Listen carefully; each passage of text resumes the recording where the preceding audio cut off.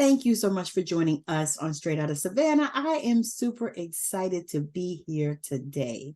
Today's guest is Safrianna Lughna, and she is going to tell you who she is and what it is that she does. And then we're going to take it from there. So Safrianna, take it away. Thank you so much, Tammy. I'm so appreciative of being on here today. And I'm Safrianna Lughna. I'm also known as the Queer Spirit Guide. And I have co-founded a brand called Living Luna. And we are all about uplifting the others of the world. So we are just trying to shine our light and do our stuff out there publicly, openly, showing that it is okay to be different, that we can celebrate our differences and come together in community. And I offer retreats, rituals, and other such experiences to help people drop more deeply into themselves so they can live in that authenticity. Oh wow, that's an amazing I'm going to say gift, Thank because you. we don't have a lot of people out here being their authentic self in this community. Very Because true. I know, as being a spiritual entrepreneur, it's like so many things are taboo. And then we have to overcome so many things in order to get to the place where we are. And so I want to kind of start there. You know, what brought you into this particular area, and where did you Yes. come from? Yeah. So I grew up in upstate New York as the sort of odd girl out. I was the black sheep right away in my family and my friend system. I grew up with this sense of connection to the world and this belief that everyone was equal. And I remember one of the first examples of that was a black girl moved into the school district. A black family moved into the neighborhood. Only black family anywhere in upstate pasty white New York. I'm sure in the city it's very different, but I'm talking like I grew up in the country Mm-hmm. of New York, like cow pie. Oh, gotcha. So, Farms so stuff, right? no one had ever seen like no one in my elementary school had ever seen a person with skin darker than mine before, because I was a sun baby and out tanning all the time, but that's about as dark as we got. And so this family moves in and I just befriended her right away. I befriended this little girl. She looked different than me, but I didn't care. And we played baby dolls with each other and we celebrated each other. And then I moved to Maryland and Wow. I discovered racism. And I went, what is this? Right. And then I started to realize that that was getting activated in me, that those beliefs that other people were carrying around had a legacy in my own bloodline Mm. that needed to be healed. Oh, yes. And I still, of course, continued to befriend diverse people, but I started to have these inner issues, these inner legacies that we have in our country of things like sexism and racism and inner homophobia Yeah. and any non-Christian anything phobia, right? Yes. And so I just lived in this diverse place going, this isn't okay. Everyone should be treated equally, right? And I believe that from the time I was a child. So I wanted to figure out, how in the world do I help everyone, or as many people as I can, as many diverse people as I can. So I went into public school teaching and taught in Maryland middle school system for Ooh. nearly a decade, one of the most diverse school systems in the area here, one of the most diverse schools. So I was working with kids from all kinds of religious backgrounds, spiritual backgrounds, all shades of skin from every country around the world, like Yes. huge diversity. And I was like, okay, now I started seeing the thread of trauma that ran through all of them. So I Yes. went back to school to become a therapist. You see where I'm going with this? Yeah, I So do. then I went and became a therapist and became a trauma therapist and started working with diverse populations and marginalized populations, LGBTQ, people of color, BIPOC, like all of these non-Christian religions, people that have had trauma from literally all walks of life. And I still keep seeing this central thread. Oh, we're all traumatized. We're all trying to unpack the same issues and we're all equal. And Yes. so seeing how the medical system and the school system treats people, I Yes. couldn't do it anymore. I couldn't do it anymore. And I said, I'm unhooking from this so that I can stand out here and start speaking up on these issues. Because Yes. it takes ownership, right? Like it takes us owning, and I am white, right? I have to own my white privilege, and owning my white privilege allows me to also have a healthy intersection with my areas of non-privilege. And if I Yes. don't talk about both, I can't heal. So I really got into this work because I want to walk that healing out loud, and I want to have the hard conversations, and I want to say the way the medical system is treating people is not okay. The way the school system is treating these kids and these teachers is not okay.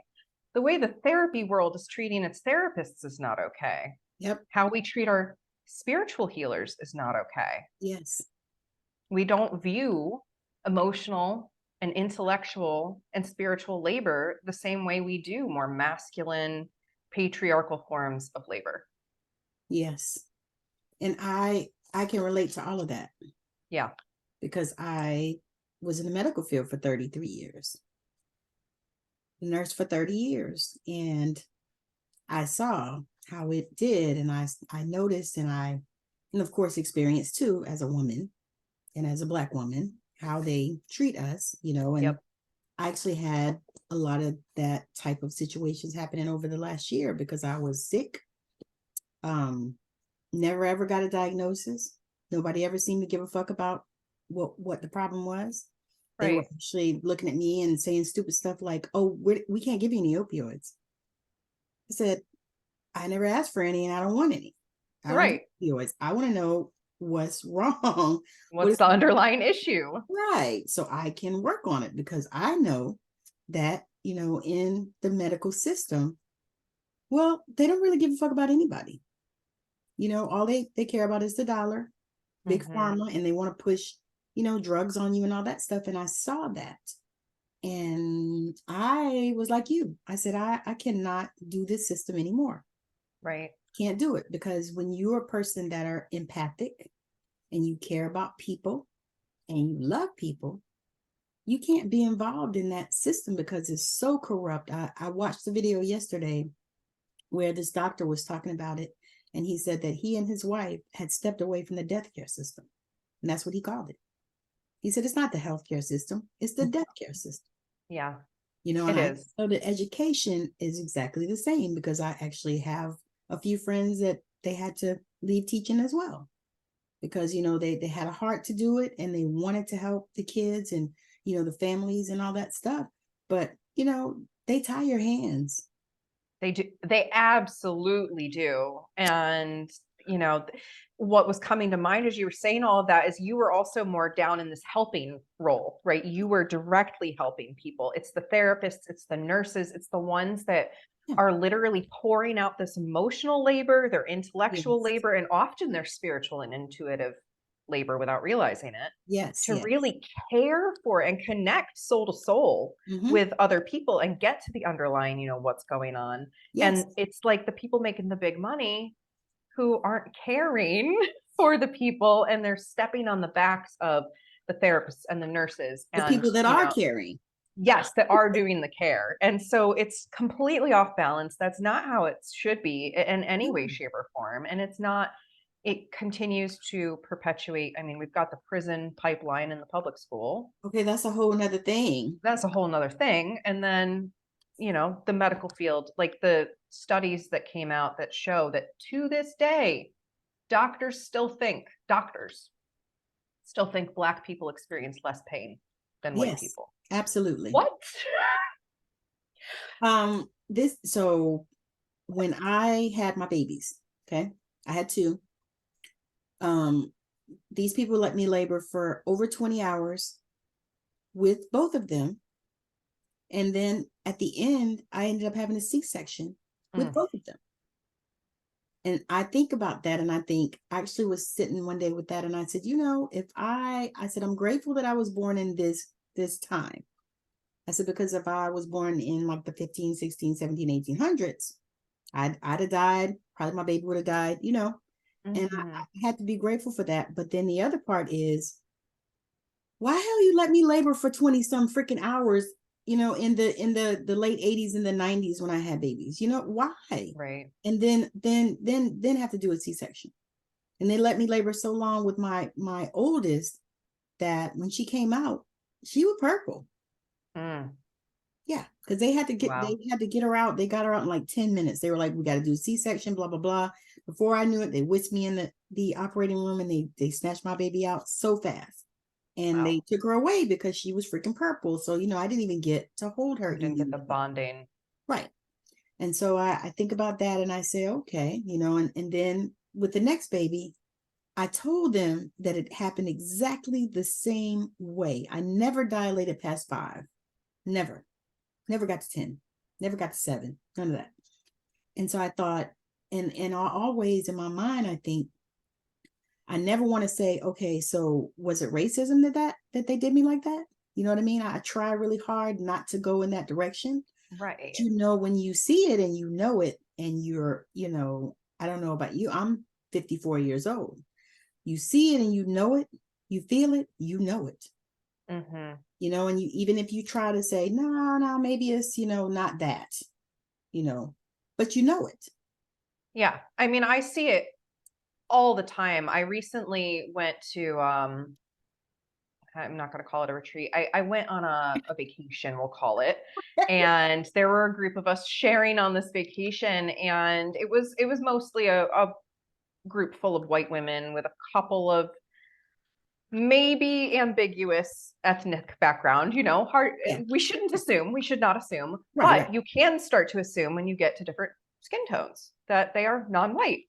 And there was one person in the group that was clearly non-white. She happens to be biracial, but non-white. And she was treated differently by the host. I swear to goodness. And I was like,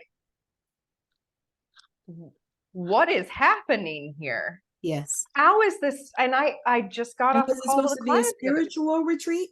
It wasn't meant to be a retreat, I Oh, guess, at the end of the day. Long story short, it was a glorified vacation share, but that's not what we walked in thinking it was. And I walked out realizing a lot more about people in modern day and how much we need to repair than anything, which is yeah. why is part of why I'm going into the work that I'm going into, because I've been a diversity and inclusion expert in various nonprofit organizations, but I mostly specialize in LGBTQIA issues because I don't feel like I have the right to speak on, BIPOC experience or African American or Black experience.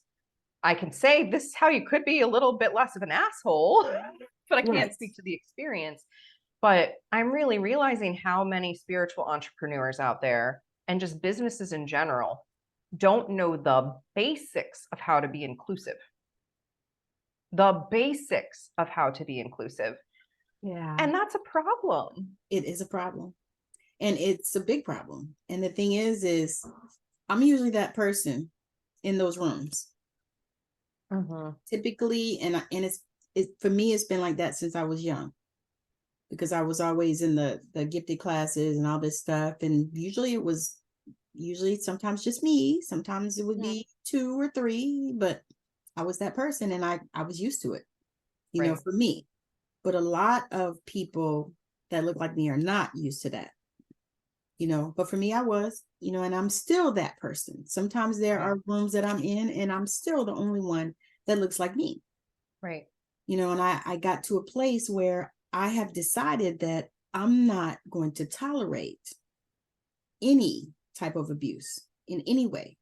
I'm going to call it out Yeah. because at times we would tolerate that type of thing just to fit in and to get along, and it has just gotten to the place where it's like, no, I'm not putting up with Yeah. that. You know what I mean? Because Yeah. if I paid my money, I'm sure I paid the same money you did,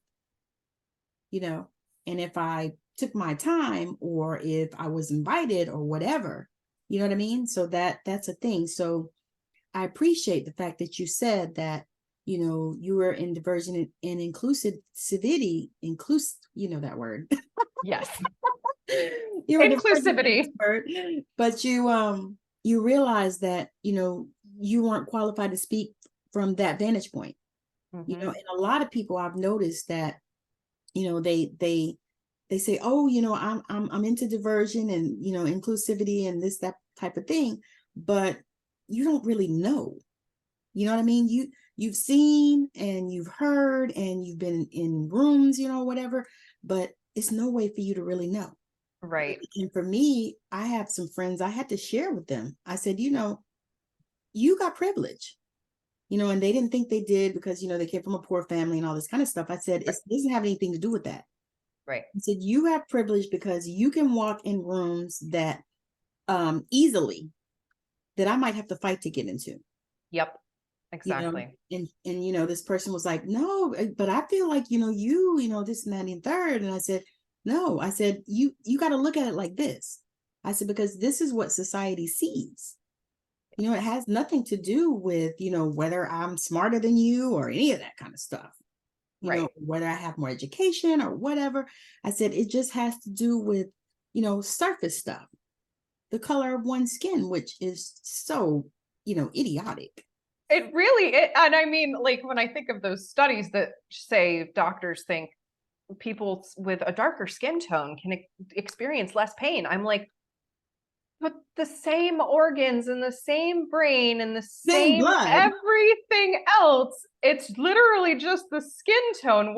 I mean, and obviously like genetics, but like the inner working is still the same. And like it just boggles my mind. And that is so important. Like I talk a lot about intersectionality, and intersectionality comes from Black feminism, right? Black feminism stemmed into intersectional feminism. And Go it into is that a this, little bit, because I know yeah, people don't really know what that is. right. Well, if you picture a line, and above the line is privilege and below the line is non-privilege. Okay. Right? White is above the line. Male is above the line. High socioeconomic status is above the line. Christian above the line. Below the line is things like non-white, so BIPOC, any kind of racial diversity at all. Right. Below the line. Female, born female, assigned female at birth, below the line. Feminine presenting, below the line. Yes. LGBTQ, below the line. Poverty status, below the line. So when we get into intersectionality, we start to recognize most people probably have at least one on the privilege scale. Mm-hmm. But not everybody does. Some people are literally like, they're just, have physical or mental disabilities, have a darker skin tone, are assigned female at birth, queer, those people exist. So there's no privilege status for them to reach. Right. The trans people, oh my God. The trans community is so under fire right now. And that is one that I do speak a lot on, because I'm a member of the community and I have my own gender journey that I can speak to. But intersectionality is important because when we can acknowledge, it's ownership, right? I'm owning that I have my white privilege. And so I, as a person who is consciously using that knowledge, can leverage my white privilege to try and help everyone else below the line. Even though there are like 90% of me is below that line, there's still 10% that isn't. And it happens to be the very visible form, right? Okay, like so the color of our skin. Yeah. So yes, like if you and I went and pitched ourselves to do a diversity and inclusion talk to a big corporation, well, statistically speaking, I'm probably more likely to get the job. And that is really screwed up. It's what it is. Yes. And I remember so my name, Safrianna, is a name I chose for myself. And thank you. I renamed myself and stepped into my authentic identity in my mid-20s. And I remember, thank you. I remember someone saying to me, you're going to have a hard time getting a job now because your name looks ethnic. And I said, excuse me, if a job disqualifies me because they are assuming that I am quote unquote ethnic, I don't want to work for them anyway. So they can fuck right off, because we shouldn't be judging people on these surface things like names and skin color. But we do all the flipping time. Okay, so speaking to that, I named my children like that because I thought of that. Yeah. And the fact that you have to think about that. My son's name is Dylan. And he's a pretty brown boy. And I'm sure he's a wonderful Dylan. He is. My daughter's name is Sydney. because I said, I need to make sure that when they see their name on applications, that they're not automatically biased. Yes. My And son, that especially, automatic. his name, all of his names is like, they don't know what to expect when he walks in the door. And when he walked in the door, when he was a little boy, I noticed it. I saw it. I was like, okay. They didn't know what to expect. And that was how I thought, because I thought if I named them something, that sounded ethnic, then that was already going to be a strike against them, like Right. a disqualifier. And I didn't want that. And so oh my gosh, that's huge. And it's so problematic because, and I really like to talk about this because I think it needs to be talked about, and there are not a lot of white people out there talking about it. Oh, Is like we have this legacy. I love the book My Grandmother's Hands. Really powerful in dismantling white supremacy and especially police brutality as it relates to brown and black bodies in the world. And I literally, like I said, I grew up in upstate New York where there was no diversity. Someone diverse moved in. I didn't think anything of it because I'd never been exposed to my direct bloodlines credit. They have not been openly racist that I have ever seen. My mom, her best friend is black, amazing poet. Like we were surrounded even when I was a teen by diverse people. Um, but when I moved to Maryland, I started to hear and I started to see the exclusion. And so that gene, right, that legacy that's been passed down activated in me. And I started to think very not good things. mm-hmm. And if I can't talk about that and own that, then I can never, ever, ever Heal it. truly heal it. Yes, because if we ignore it, we're not healing it. No. So I started to have conversations about this. I started to call out when I would have an instantaneous racist bias thought or a fear response or a whatever and say, I'm having this response and I'm calling it out because I'm not going to be ashamed of it because this is a legacy. Yeah. But I need to own it to heal it and speak on it so other people can also own it and stop doing the damn damage in the world that they are. Yes. And take it out of our bloodlines. Yes. Because that's Heal the the thing. bloodlines. People don't know, they don't realize these things transfer in our cells, in our nervous Me systems, too. in our DNA. And it's like, oh my God. And then Yes. you see it, it's like, okay, I got to do something about this, Yes. especially if you are progressive. Yeah. And I work with internal family system / parts work as prior trauma therapist and now as a coach. And it's a spiritual belief that we all are, we all have multiplicity of parts. We all have a core self that is sovereign and completely capable of handling anything. But we need to learn that from our parents. And most of our parents weren't equipped with that energy. No. So our parts, which were inherent to us, our creative parts, our loving parts, our compassionate parts get wounded out in the world and then they become disharmonized and they shut down. And so I really work on bringing those parts that still have those damaged beliefs, those wounded, traumatized beliefs. And that's where this all comes from trauma, right? And I don't think there's Yes. any be all end all bad guy other than trauma, which has been perpetuated for generations and Right. generations. We have to literally go in and retrieve these parts that have been wounded and bring them to the present time and give them a system update and give them some love and give them some self-awareness so they can catch up and heal. And we have 4 legacy burdens in the United States, which is racism, sexism, individualism, and consumerism. And you can see all of us are dealing with those 4 big energies in this culture that we have to unpack. Yes. Because it's everywhere. It's It really everywhere. is. And you can't even get away from it. You can't. It's You like, literally can't. yeah. And yeah. Because I know different parts of the country. I'm from Georgia originally. And I grew up in busing. So we were bused like an hour away from home. Wow. Yeah. I remember that so clearly. I was in the 1st grade.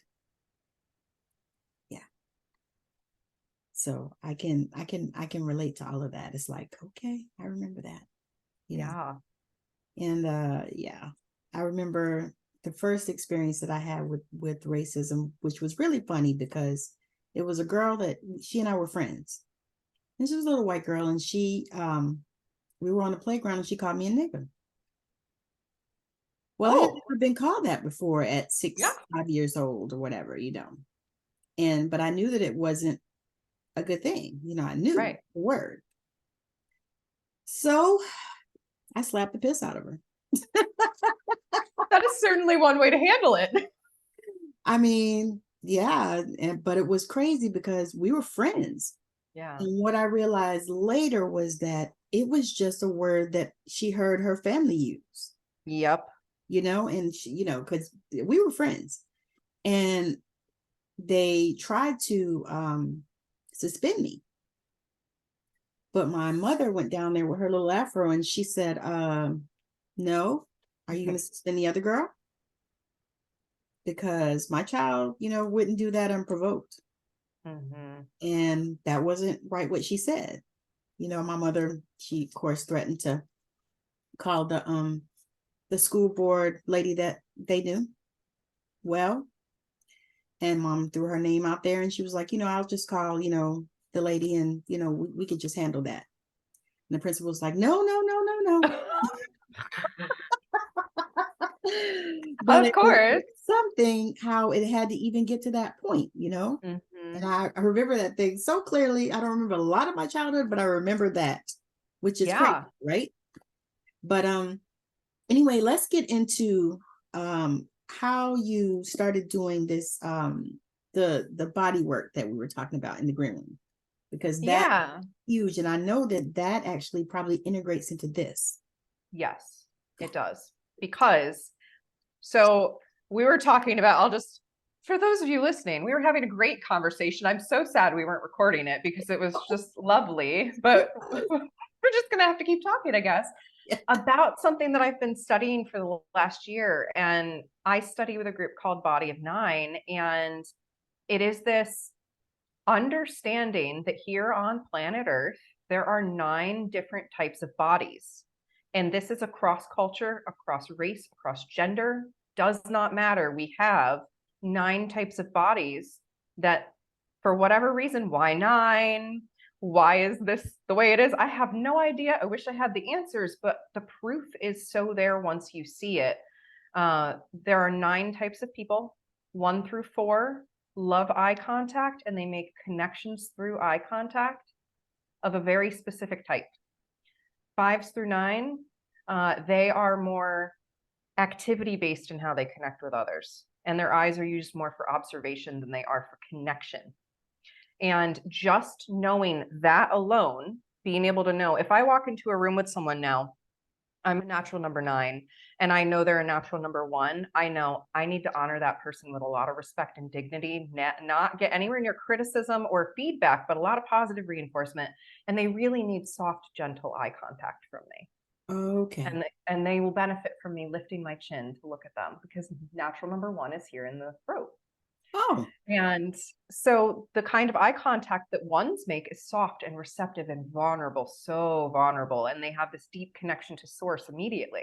So mm. again, I know that about 1 just by studying the system briefly, right? I love Body of Nine because it's like a shortcut versus, let's say, human design or astrology, which you can get really deep into, right? Like So there's you so could go many, down the rabbit hole. woo, all the layers and the gates and the channels and the planets and the trines and the this and the that. And Body of Nine is like, this is your body model. How do you use your eyes? What center of your body do you lead from?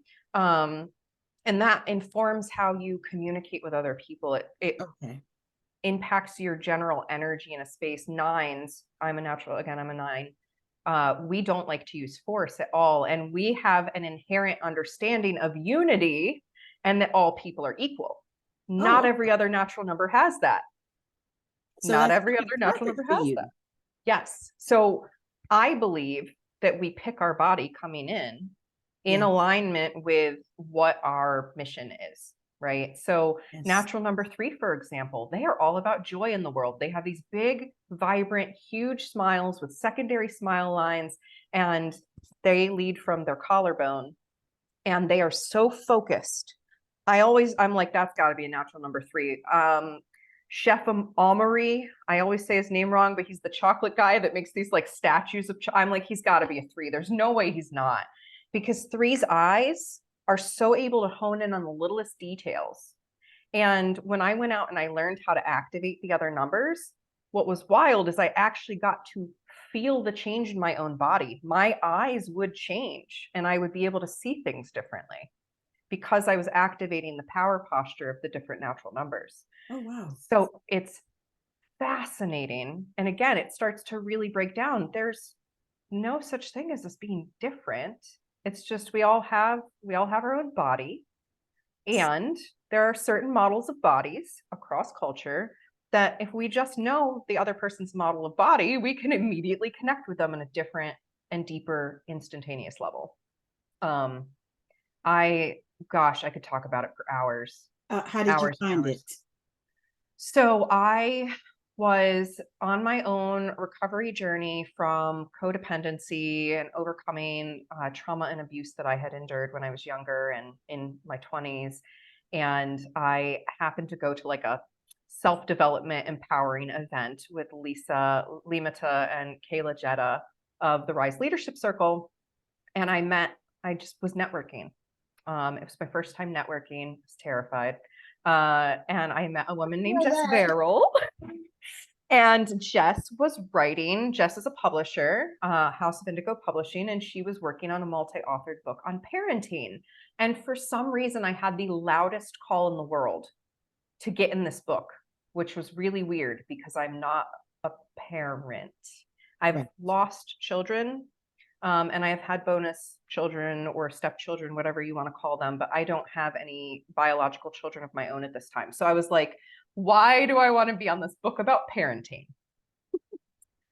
But I joined the book project, and that's where I met Susan. And Susan is the one who's been studying the body of, and she and her husband Martin call it body of 9. It is so important to know that a rose by any other name would smell as sweet. They have attached it to numbers and they call it natural number, but we could call it literally anything in the world. The core knowledge is that your body holds your own wisdom and inherent gifts, your spiritual superpowers, your natural abilities. And because you don't match your parents, that's one of the most fascinating things. Unless your family was bigger than 10 people, that's when you would start repeating the numbers, right? Because you've got 9 to go through. So parents, they have not yet found parents that match natural numbers that have had children together. So we've got 2 different parents, 2 different numbers, and then all the kids coming out are different numbers, and the parents are applying their lens of how they see the world. I have clients come in all the time. They're like, yeah, my dad always made sure to tell me that I had to make eye contact or it was disrespectful. Well, dad's probably a 1 through a 4. Yes. Because I know a mom who's a 6 and she does not care. Her kids are all connectors 1 through 4. She's a 6. She doesn't care. So she needs her kids to actually come over and tell her, hey, mom, look at me because I need your attention right now. And they have a code for it. So that That's mom isn't neat. teaching you got to have eye contact all the time. So yeah, it's a major shortcut. And I was identified as a part of that book. And at first I was like, this is weird. I don't understand what, huh? And then after 3 months of being identified and knowing that I lead from my shoulder blades, I started to notice, oh, I do stand with my back. I love being hugged from behind. Oh, I'm really fluid when I dance through my shoulders. And I started to feel more empowered in my body because That I part. just knew my center of leadership and my activation posture. Love And it. so cascaded into me unlocking my spiritual gifts, understanding I hold these massive spiritual containers for people, understanding I genuinely see the unity and the love in everyone and everything. I think we're all God. And I've never understood, why do other people not get that? Well, there's only actually a couple other natural numbers that see things naturally that way. Gotcha. So It it's a almost celebration of sounds diversity. like uh your what is that thing called? Numerology, life path. Yes. You know, a lot of people, that's the first question they ask me is this my life path number? No, but the numerology does have some overlap because 9 is the number of completion, 1 is the beginning, right? And there is some in body of 9, like the numbers were chosen for a reason having to do with the numerology, but it's not the same as life path. You may have a completely different life path number than your natural number, which is your body's blueprint. And then, yeah, like life path is more of that cosmic design. It's more of that mission work, right? Yeah, And because I my love life path blueprint is a stuff. 9. Yeah. So, So and I know this, yeah, humanitarian and, all this type of stuff. Yeah.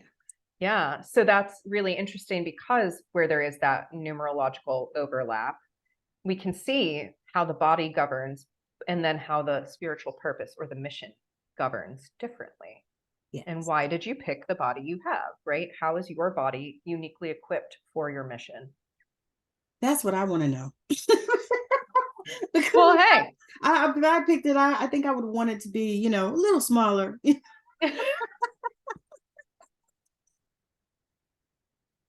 Well, there are answers out there. And I feel, again, when I learned my natural number initially, I was like, I don't really get this. It was because, I'd heard of Enneagram and like the personality test, but there was no test for this. They're like having me look in the camera Right. and they had me wiggle my shoulders and they got me pretty quick. And then they started to describe 9 to me. And I'm like, have you been spying on me? And they're like, no, we've just interviewed another 1,000 people like you that have the same natural number. And these are the overlapping experiences that we've discovered and studied that all 9s have. Mm. I'm like, whoa, Yeah. blown away. I felt like I You was, felt like you were in the Twilight Zone. yeah, that is exactly what I was going for. I really, because I discovered human design by that point, and of course astrology and a lot of these other ones, but this is like so much more fast track.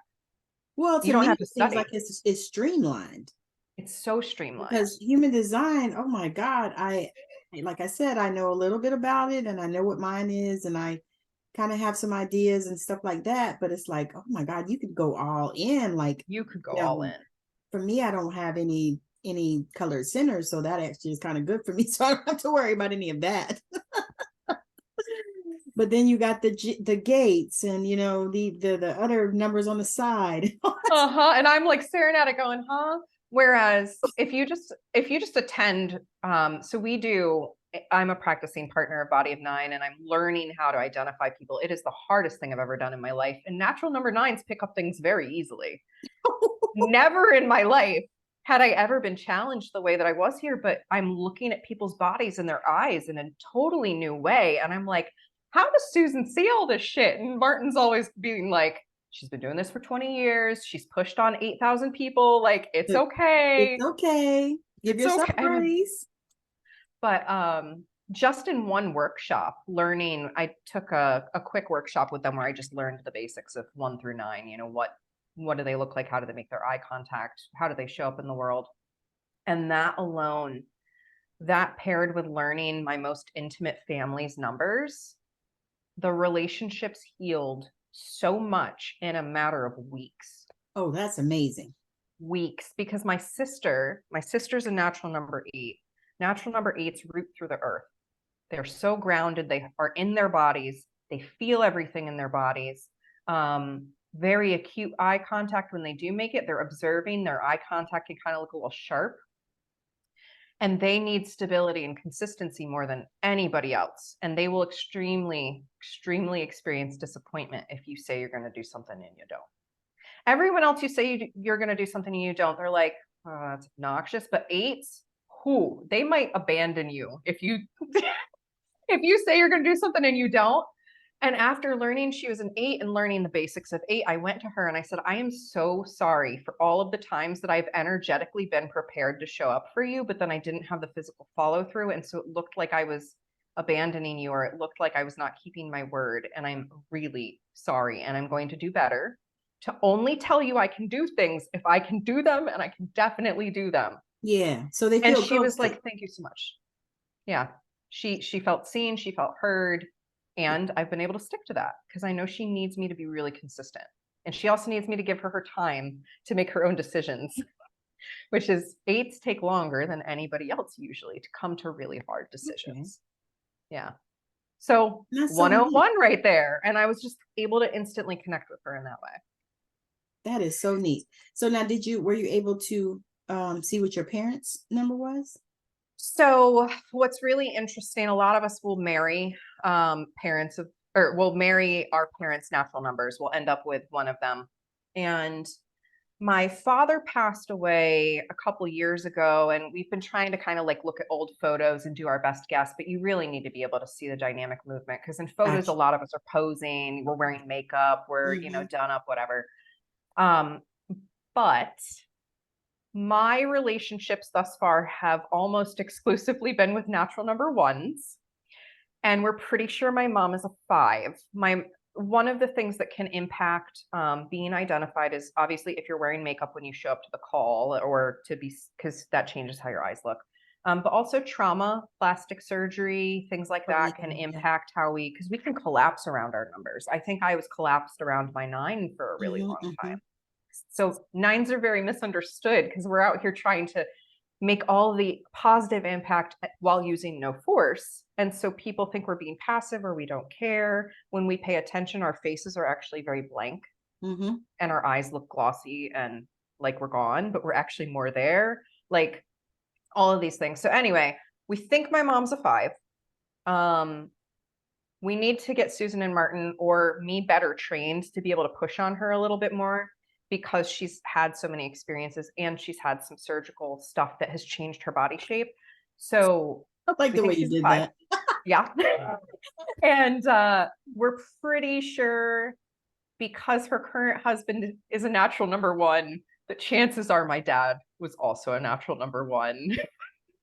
So yeah, I could see that. And that really led me into my wife is natural number 1. So knowing that, we're able to take a full step back and repair our relationship from a different angle, because we were likely acting out parent dynamics before we were aware of this. Yeah. Oh, wow. So now we're able to talk about that and unpack it and get to the healthy side of our natural numbers. My other partner is a natural number 2. Totally different energy. They lead from the ribs. We call them the ribbles around here. They lead from the center of the bottom of the ribs, like below the heart. And they have these big sparkly eyes and these cute little cheeks. Like they have these cute apple cheeks and they smile. And they are so able to meet with someone in intensity right then and there with eye contact. They're ready. And they are mirrors. They're able to mirror the energy of anyone they're with. So that's very different than 1, the throat, which is all about vulnerability, and it's all about opening up to the depth of your truth. Yeah. And vulnerability. Like you see the slight differences, and 9s are just holding space for you to be the fullness of who you are, knowing you're unified with God. Like this is magical stuff.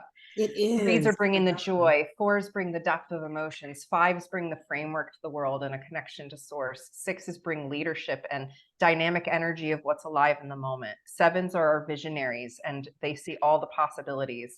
8s hold the really calm, physical, grounded space with dignity for everyone, and our 9s are holding down the fort. So that's powerful.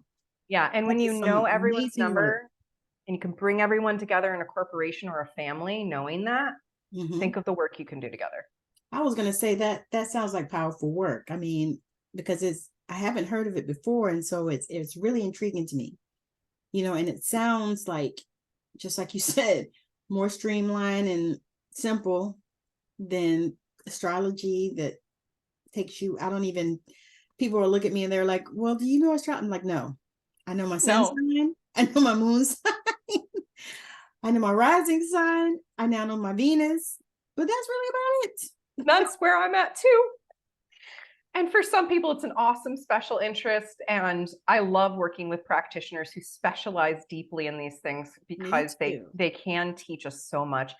And sometimes it's just nice to get to know someone right away and know how to communicate with them without having to unpack a whole chart. Yes. What did they say now? That part. Yes.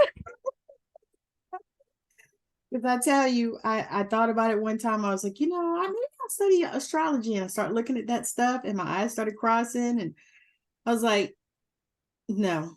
You know what? It's like it's like I'm a writer, and people say, "Oh, well, I had to write it and I edited it," and I said, "You know what? I am a writer. I'm not an editor. I'm not a formatter.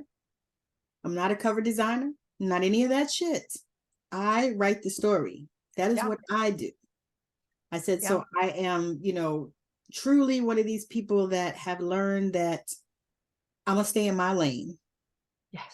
and I'm gonna let these other people go in their lane and do what they do. And if I need them, then I can reach out to them, for their area of genius, Yes. a work in mine.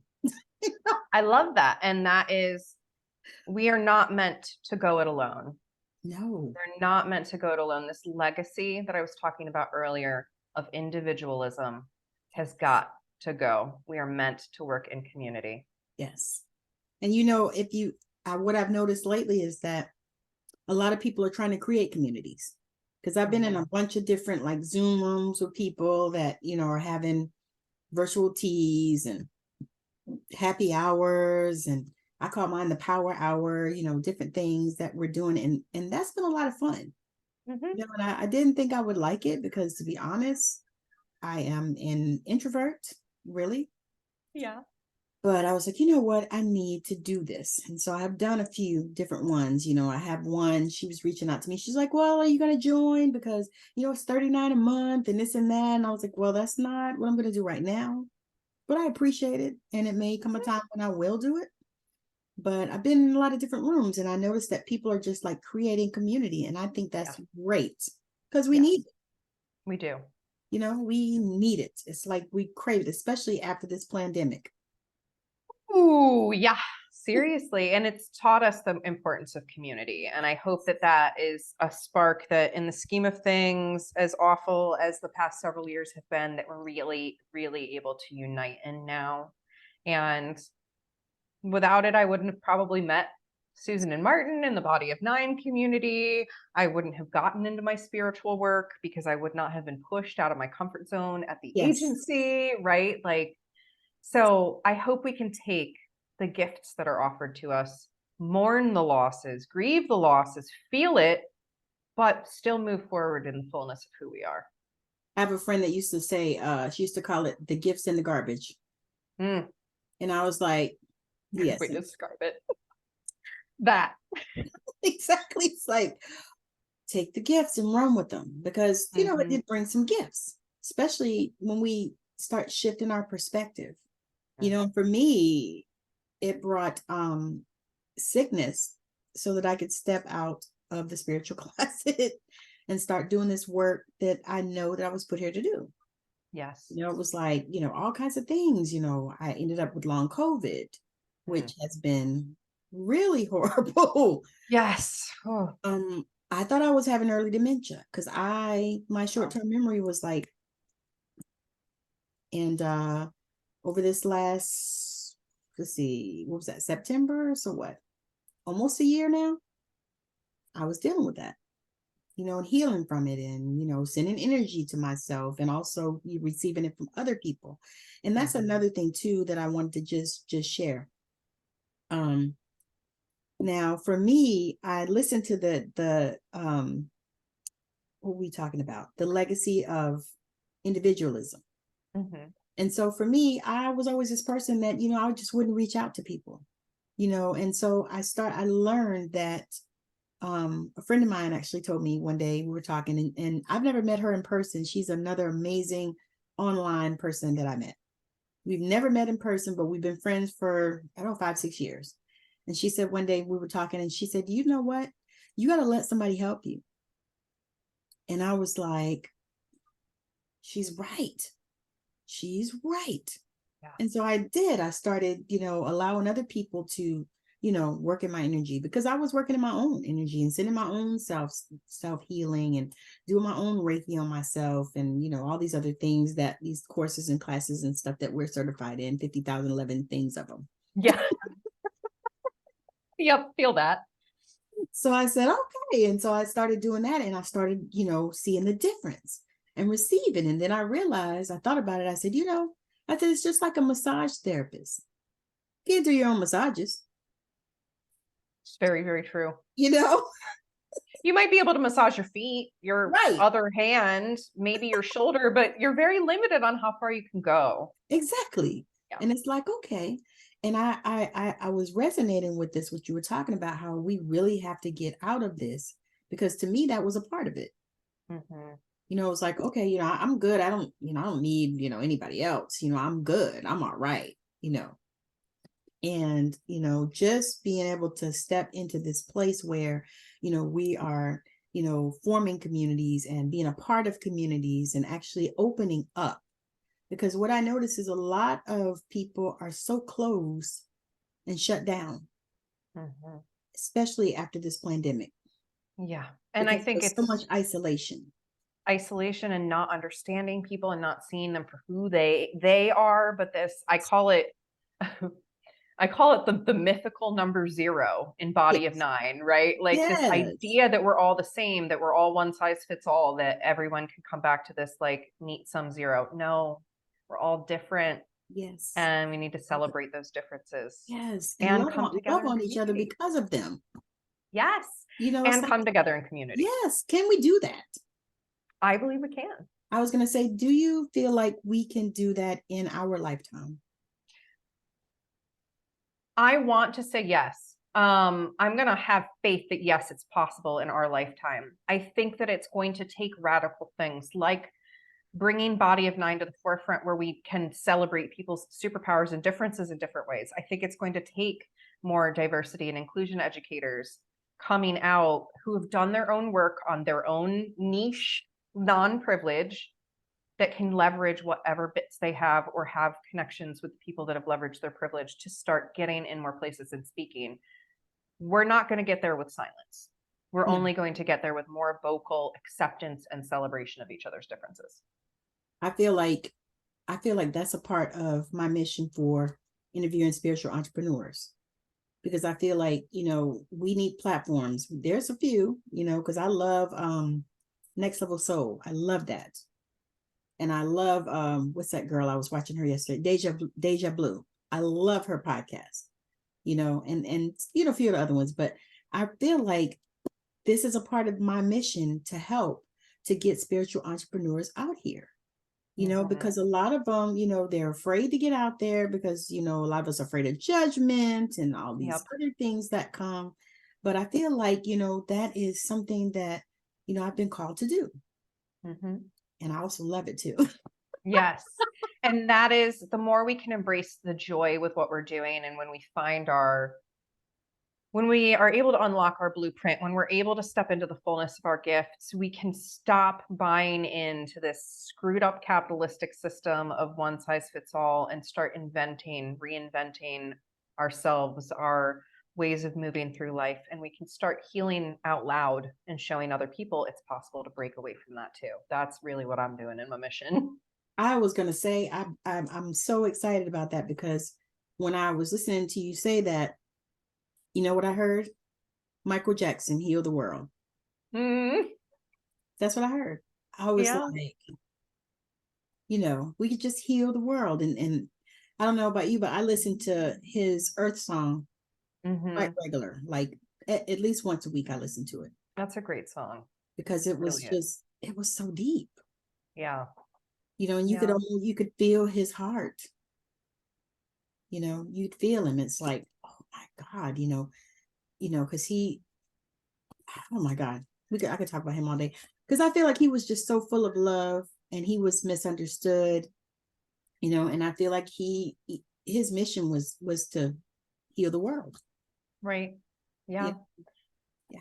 There's many of us out here trying to do it that are misunderstood because we're not able to be seen in the fullness of who we are. And, Yes. just like you were speaking to with the individualism, that came from trauma, that came from fear, that came from Yes. being oppressed. It did Yes. not come from being seen in your authentic self Yes. and being welcomed into a community to celebrate your differences. If Yeah. that was the baseline, if that's what all our kids get, this next generation, we could heal the world while we're still alive. We just need to prepare the leaders coming into the world now to embrace the fullness of who they are from the get-go.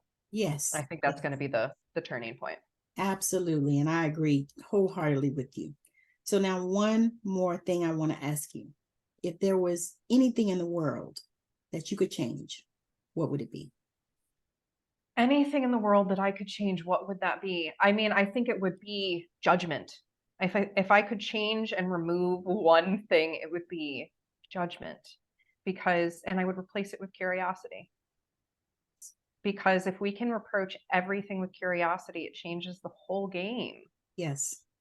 When I'm curious now about what someone's natural number is, I'm really paying attention to their smile and their eyes and their body language, and I'm really getting curious about them so that I can meet them exactly who they are and how they are, instead of judging them for how they're showing up in the room. So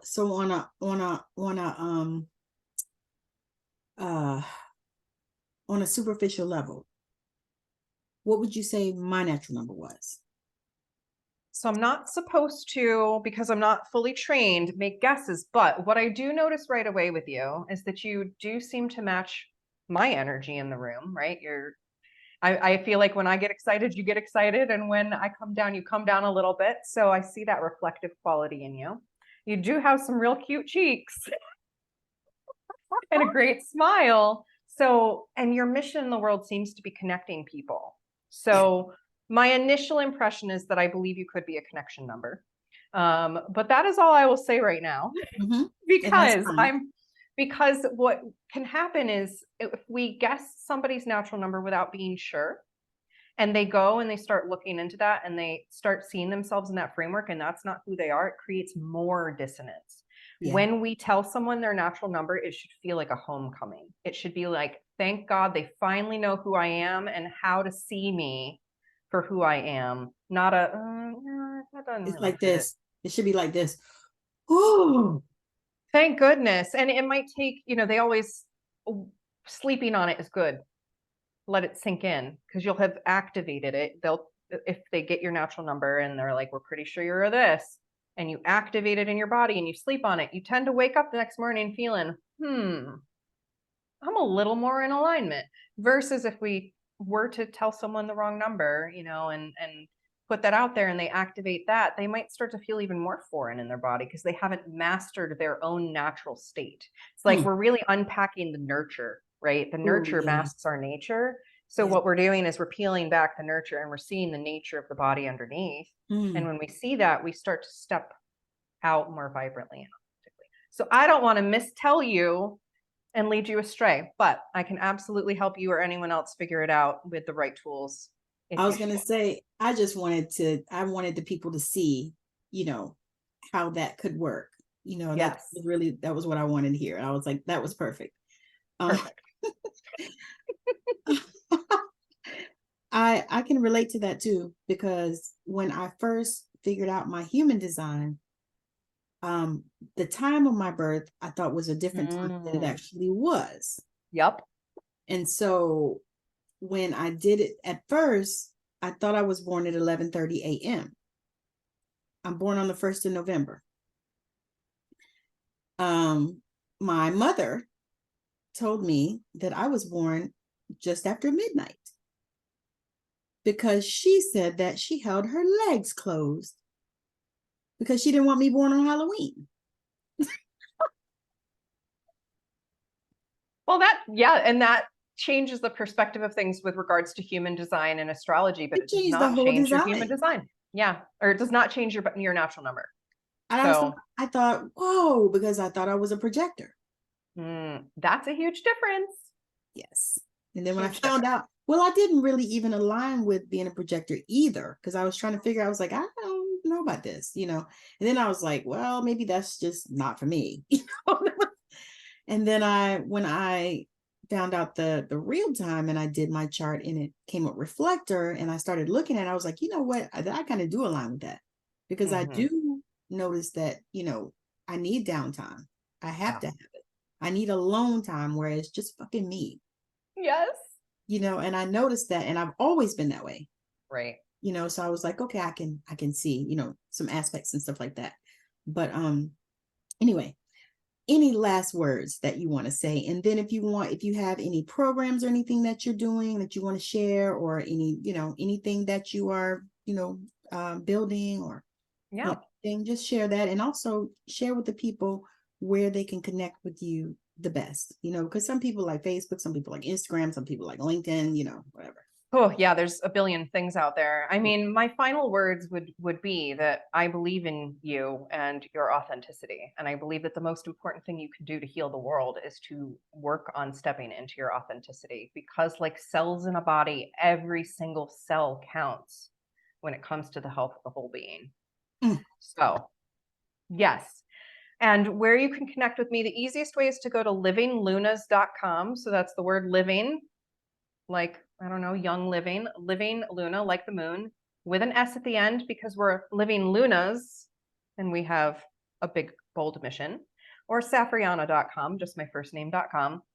And the best place to connect with me is actually over in Discord, or just send me an email at coach@safrianna.com, because Facebook is a bunch of cold calls these days, and so is LinkedIn. So I really, until I've had a face-to-face connection or we've spoken via email or Discord, I kind of leave them on unread as much as possible. So yes, I'd love to connect with you.